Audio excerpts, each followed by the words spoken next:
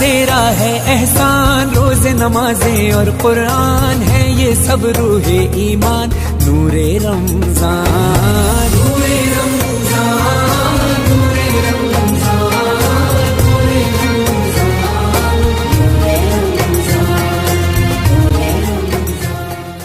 اعوذ باللہ من الشیطان الرجیم، بسم اللہ الرحمن الرحیم، الصلاۃ والسلام علیک یا سیدی یا رسول اللہ وعلی آلک و اصحابک یا سیدی یا حبیب اللہ۔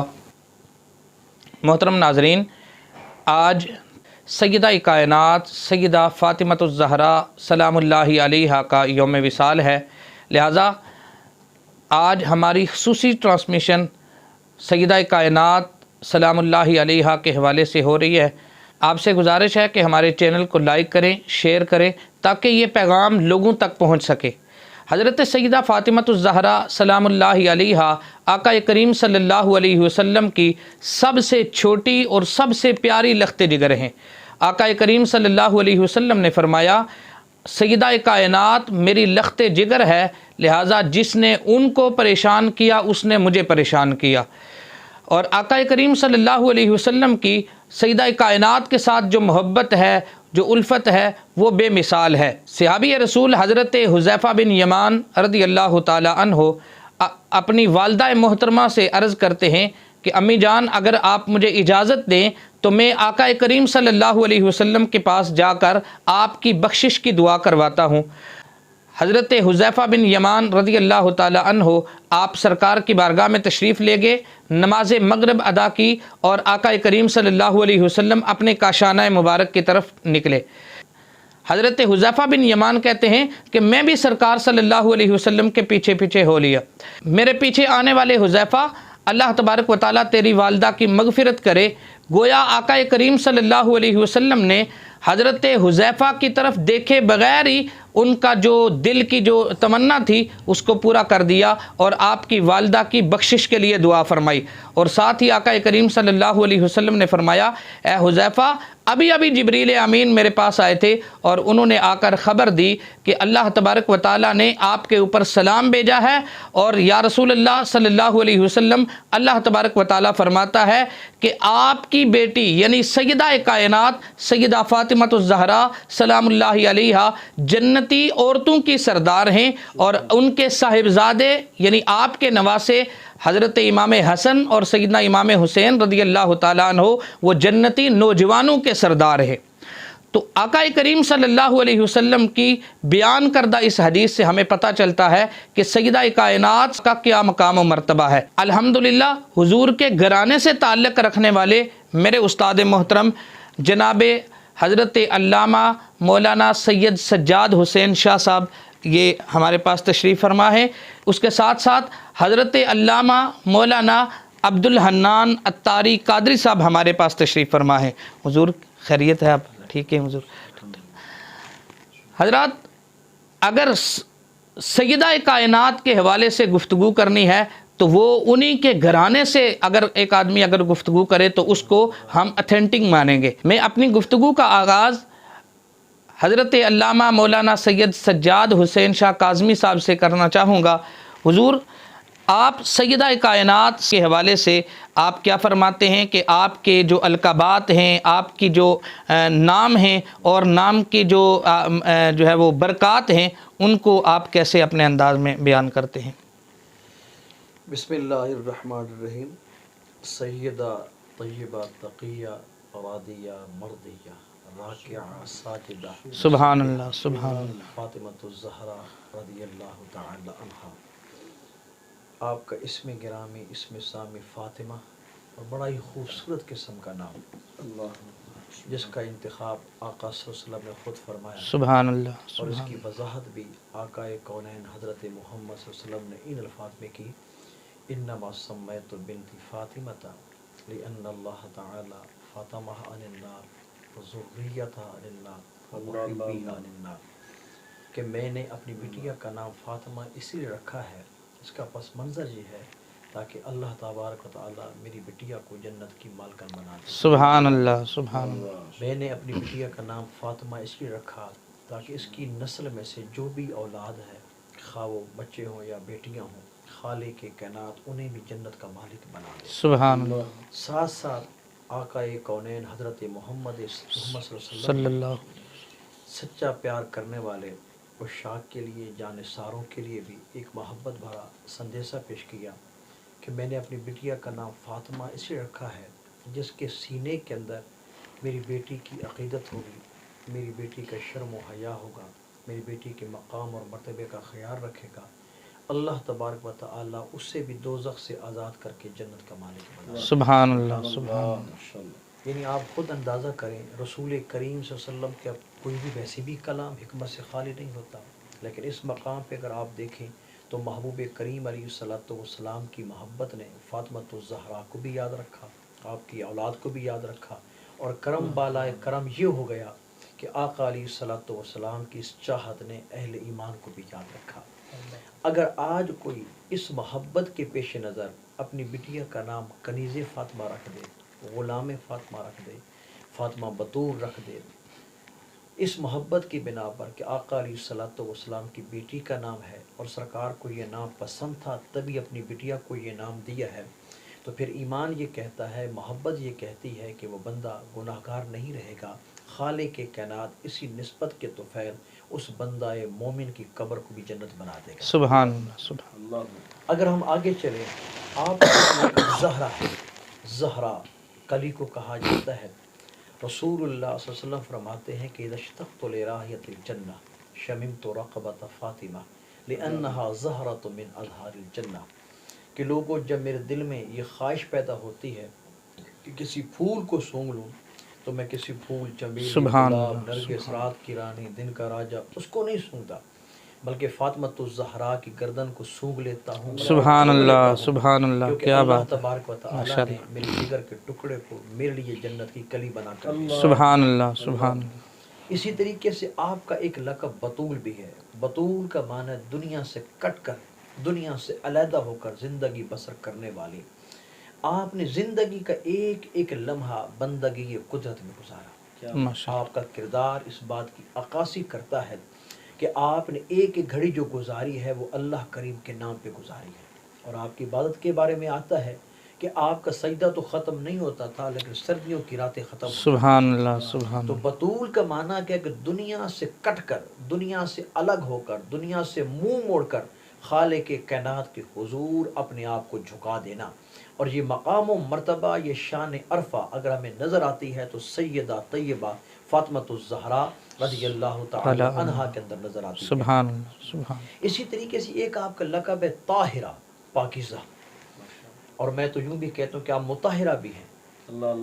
جو بندہ بائی ہارٹ اینڈ سول سیدہ فاطمۃ الزہرا رضی اللہ تعالی عنہا کے نقش قدم پہ چلنے والا بن جائے، میرے رب کریم اس سے بھی پاک اور صاف بنا دیتا ہے. سبحان اللہ سبحان. طاہرہ، آپ پاکیزہ تھیں، مبرہ تھیں. اور آقا علیہ الصلوۃ والسلام کی یہ حدیث مبارکہ کہ میری بٹیا انسانی حور ہے جو عورتوں کو لاحق ہونے والی آلائشوں سے پاک ہے. سبحان اللہ. اور پھر دیکھیں کہ جس وقت حضرت امام حسن رضی اللہ تعالی عنہ کی پیدائش ہوئی، سیدہ پاک نے اس دن کی عصر کی نماز بھی ادا کی. اللہ اکبر. اس دن کی عصر کی نماز بھی ادا اللہ کی ہے. اکبر. اگر یہی سیٹ اپ ہماری ماں بہن بٹیا کے ساتھ ہوتا تو اس پر تو وہ نماز تھی ہی موا، کیونکہ وہ تو ناپاکی کی حالت میں ہوتی. لیکن سیدہ پاک چونکہ پاک ہیں، پاک کرنے والی ہیں، پاکیزہ اوصاف کی مالک ہیں. جس وقت حضرت امام حسن کی پیدائش ہوئی کوئی آلودگی آپ کے قریب نہیں آئی، اور اسی دن آپ نے عصر کی نماز بھی ادا کی ہے. اور دنیا کو بتایا ہے کہ میرے متعلق میرا بابا جی نے جو فرما دیا کہ میری فاطمہ حور انسانی ہے اور میرے نزدیک کسی قسم کی دنیاوی آلائش نہیں آ سکتی. واہ واہ کیا بات ہے. آپ خود اندازہ کریں کہ نام ہے فاطمہ، لقب زہرا بھی ہے، طاہرہ بھی ہے اور بطول بھی ہے. اس میں حضور میں چھوٹی سی گزارش بیچ میں آپ گفتگو میں دخل اندازی کر رہا ہوں معذرت کے ساتھ. اس میں ایک اور بات بھی شامل کر لیجئے کہ اگر وہ عائرضہ سیدہ پاک کو لاحق ہی نہیں ہوتا تو اولاد کی پرورش شکم مادر میں وہ تو اسی خون سے ہوا کرتی ہے، اور اگر وہ خون آیا ہی نہیں اور وہ عائرضہ لاحق ہی نہیں سیدہ پاک کو تو پھر اولاد کی پرورش شکم مادر میں کیسے ہو رہی ہے؟ تو پھر وہ سیدی اعلیٰ حضرت کا شعر یاد آتا ہے، تیری نسل پاک واہ واہ ہے واہ، بچہ بچہ کیا نور بات ہے، کا، ماشاء اللہ تو ہے ماشاء عین اللہ، نور تیرا سب گرانا نور تو کا، وہ نور کی پیدائش ہیں۔ ماشاء اللہ ماشاء اللہ۔ اللہ جی تو یہ بنیادی چیزیں نا کہ جو ہمیں ملتی ہیں، اور ہمارے لیے سبق یہ ہے کہ ہم جب اپنی بیٹی کا نام رکھیں یا بیٹے کا نام رکھیں، ستاروں کے ساتھ ملانے کی بجائے ہم یہ دیکھیں آیا اس نام کا مطلب کیا بنتا ہے، کیا بات، بے شک، what's meaning of this words, اس لفظ کا معنی کیا ہے، مفہوم کیا ہے۔ اگر اس لفظ کا، اس اسم کا، اس نام کا اچھا معنی ہے تو وہ اللہ کے ہاں بھی مقبول ہے، رسول اللہ صلی اللہ علیہ وسلم کے ہاں بھی مقبول ہے، کیونکہ سرکار مدینہ صلی اللہ علیہ وسلم نے جو تلقین کی ہے وہ یہی کی ہے کہ نام ایسا رکھا جائے جس نام کا معنی بھی بنتا ہو۔ ہمارے ہاں لوگ دیکھا دیکھی نام رکھنا شروع کر دیتے، ان کو مطلب کا بھی نہیں پتہ ہوتا۔ اگر نام ہے، مطلب والا ہے، معنی رکھنے والا ہے، مفہوم رکھنے والا ہے، اور وہی نام ہم اپنے بیٹے اور بٹیا کو دے دیں تو اللہ بھی راضی ہو جائے گا، سرکار مدینہ صلی اللہ علیہ وسلم کی ماشاء ذات بھی اللہ راضی ماشاء ہو اللہ جائے گا۔ ماشاء اللہ، بہت خوبصورت گفتگو۔ اور حضرت سیدہ فاطمہ الزہرا کے القابات کے حوالے سے، نام کے حوالے سے ہمارے لیے بہت بڑا پیغام ہے اس کے اندر۔ میں محترم عبدالحنان صاحب کی طرف آتا ہوں۔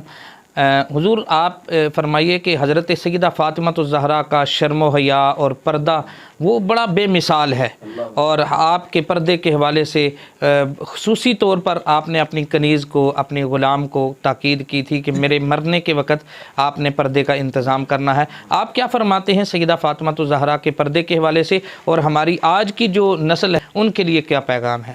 ماشاءاللہ، بڑا اچھا سوال قبلہ آپ نے فرمایا ہے۔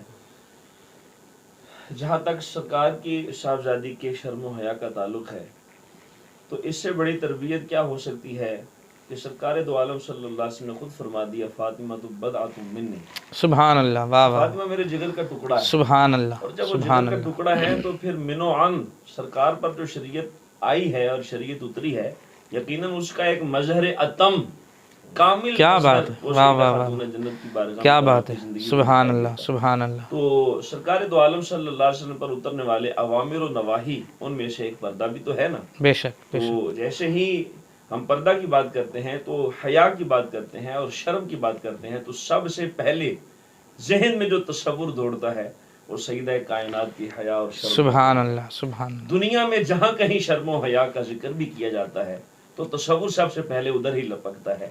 آج اگر میں اپنی بیٹی کو، اپنے گھر والوں کو شرم و حیا کا درس دوں گا تو سیرت طیبہ میں یا تو سرکار کے گھر والوں کا ذکر کروں گا یا سرکار دو عالم صلی اللہ علیہ وسلم کی صاحبزادی کا ذکر کروں گا۔ اور سیدہ پاک رضی اللہ تعالیٰ عنہ کے پردے کے حوالے سے اگر بات کی جائے تو دنیا میں تو ان کا پردہ خود انہوں نے سلامت رکھا، کہ خود انہوں نے اس بات کا اہتمام کیا کہ کسی مرد غیر کی نظر بھی نہ پڑے اور اپنے وجود کو کسی دوسری نظر سے محفوظ رکھا۔ تو اللہ اس کے ریگارڈ میں اور ریوارڈ میں واہ واہ ان کے واہ، لیے جو اہتمام فرمایا ہے وہ میدان حشر میں بھی سبحان اللہ، سیدہ سبحان پاک کے اللہ، پردے کا لحاظ رکھ، دنیا میں انہوں نے کوشش کی ہے اور آخرت میں اس کا ریوارڈ اللہ تعالیٰ کی طرف سے یہ دیا جائے گا۔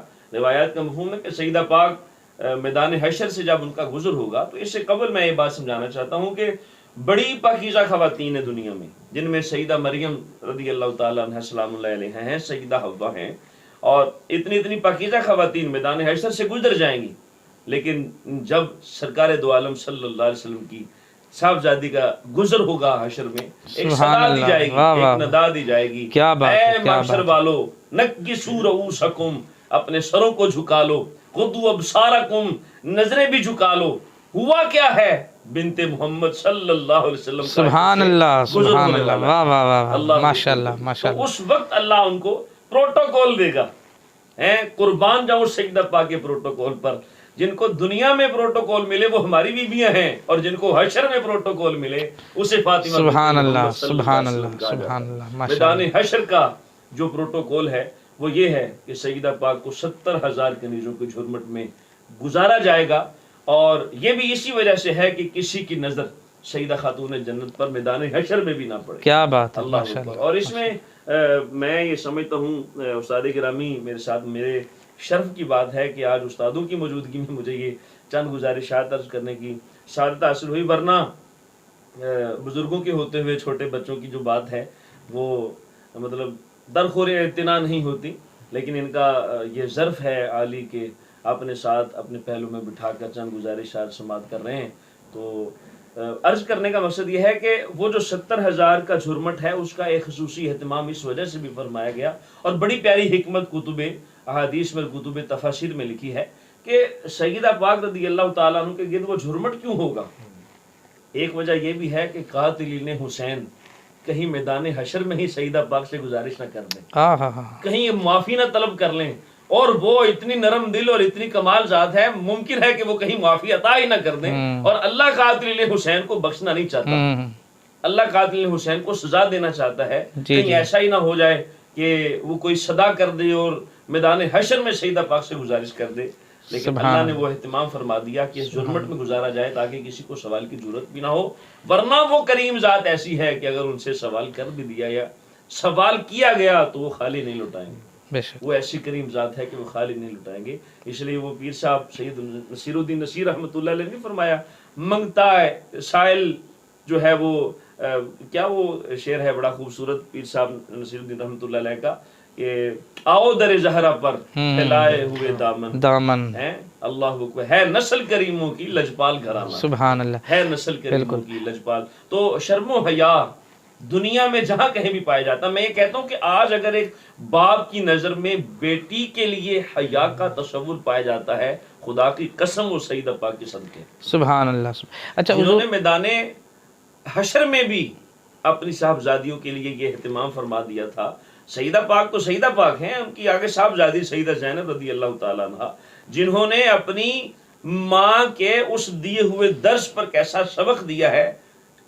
جانیں لٹ گئیں, ساز و سامان لٹ گئے, قافلے لٹ گئے, اگر نہیں گیا تو اس گھر کا شرم و حیا نہیں گیا. کیا بات. میں ایک بات آپ سے عرض یہ کروں گا کہ آج ہمارے ہاں اگر کسی خاتون کی میت ہو جاتی ہے, فوت ہو جاتی ہے, تو جب اس کو دفنایا جاتا ہے تو وہاں پہ خصوصی طور پر یہ اعلان کیا جاتا ہے کہ جناب محرم جو ہیں وہ آگے آ جائیں, غیر محرم پیچھے چلے جائیں, جو میت کو قبر میں اتارنے کا انتظام ہو رہا ہے. تو جہاں مرنے کے بعد جس پردے کا اتنا اہتمام کیا جا رہا ہے, کیا وہ زندگی کے اندر اس کا کوئی کردار نہیں ہے؟ اس حوالے سے آپ فرمائیں. بہت عمدہ سوال ہے.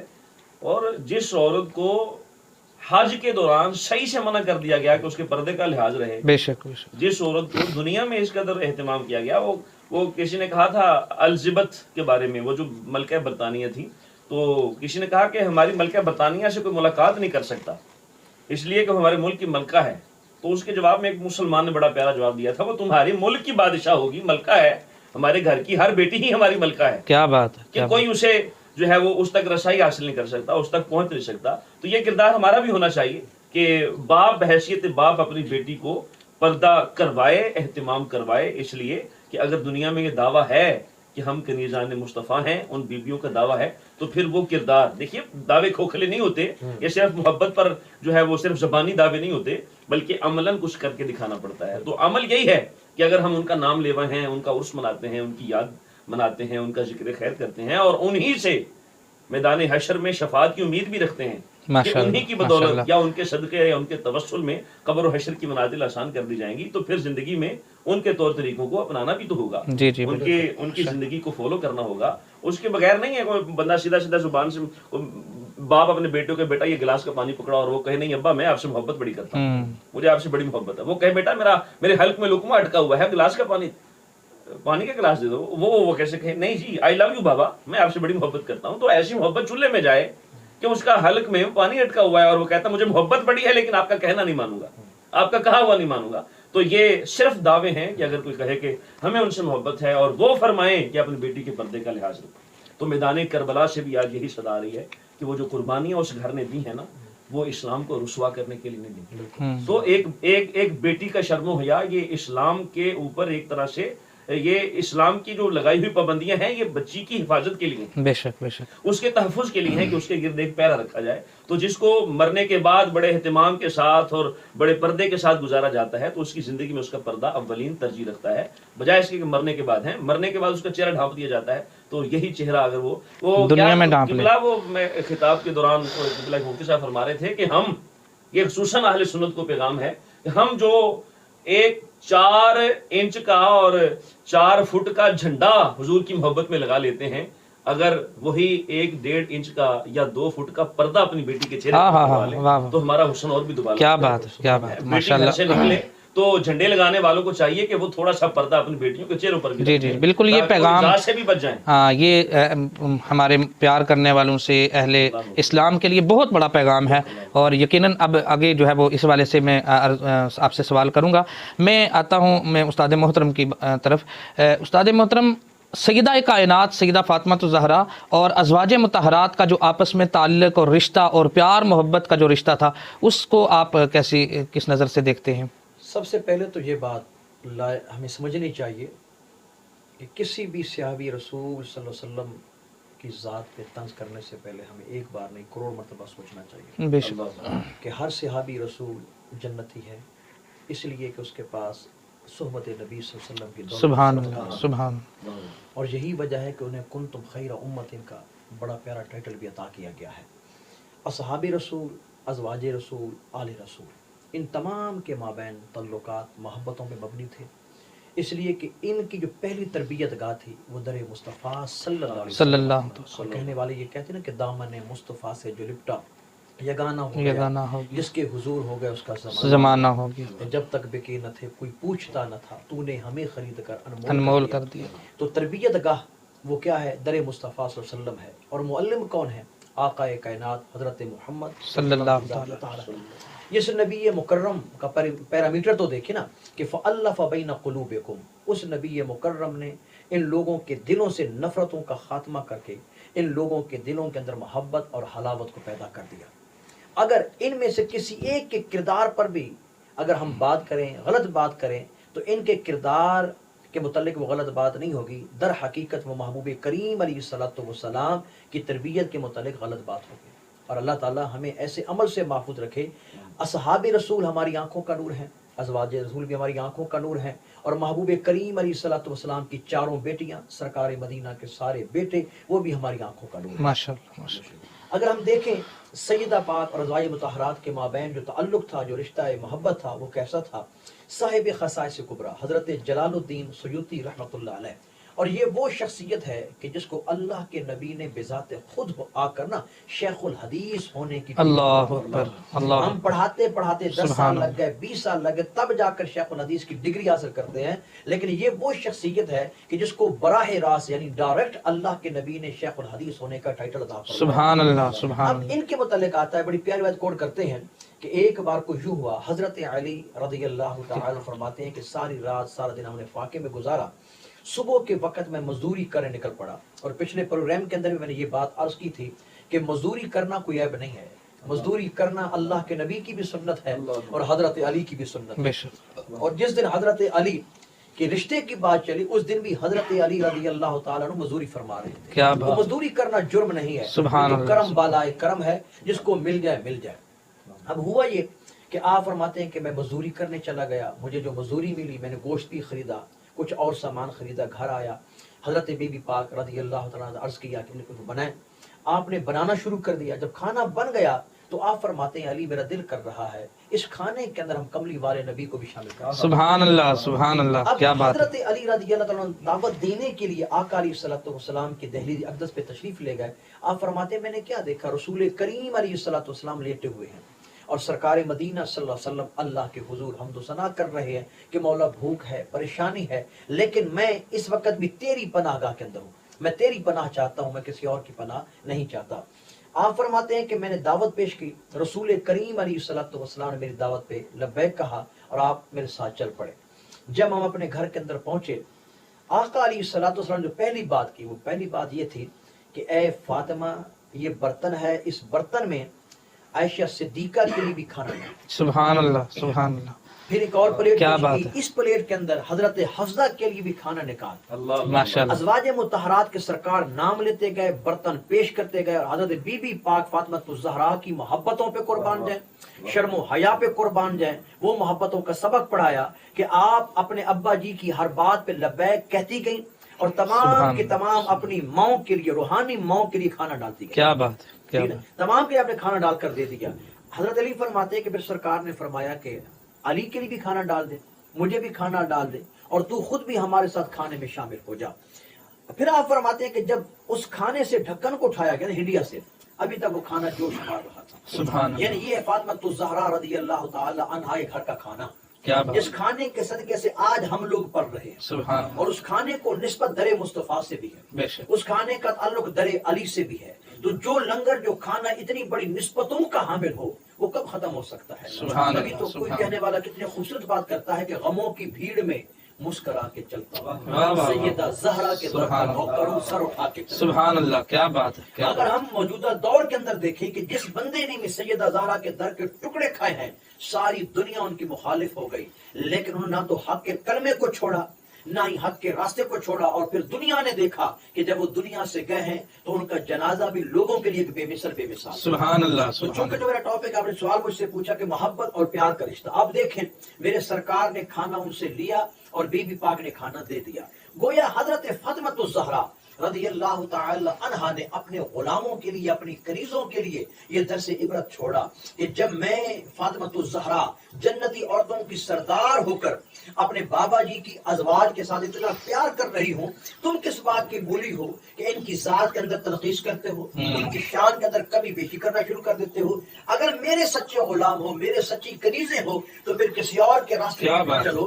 میں فاطمہ الزہرا رضی اللہ تعالیٰ عنہا کے راستے پر چل کر ازواج مطہرات کی محبت کا سرما اپنی آنکھوں میں لگا لو. کرم ہی ہوگا کہ کعبہ بھی دیکھ لو گے اور کعبے کا کعبہ بھی دیکھ. کیا بات ہے، کیا بات ہے. یہ ہے ان کے مابین ایک تعلق. اور ہمارا بھی یہی حق بنتا ہے، ہم لڑائیوں میں جانے کی بجائے ہم سیرت فاطمہ الزہرا رضی اللہ تعالی عنہا کو پڑھیں، دیکھیں، ملاحظہ کریں تو ہمارا ایمان تازہ ہو جائے گا. اور جب ہم اس راستے پہ چلیں گے تو ہمارے وجود کو ایک سکون کی لہر نصیب ہوگی. اس راستے سے ہٹ کر چلیں گے تو پھر پوری کی پوری زندگی ہماری بد امنی، افراتفری، کھلبلی اور بے سکونی کا شکار ہو جائیں گے. کیا بات ہے، ماشاءاللہ. بہت خوبصورت گفتگو آپ فرما رہے تھے.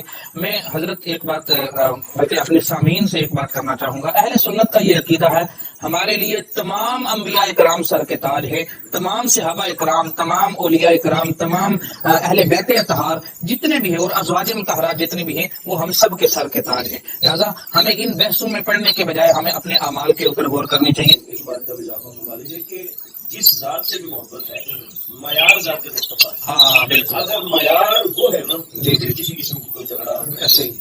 اور اگر ہم ذاتی خواہشات کے پیچھے چلیں گے، اپنی منمانی سے کسی کو چاہا، کسی کو چھوڑ دیا، تو پھر گمراہی مقدر بن سکتی ہے، ہدایت مقدر نہیں بن سکتی. بے شک. ہدایت کے لیے چاہیے کہ معیار ذات مصطفیٰ ہو.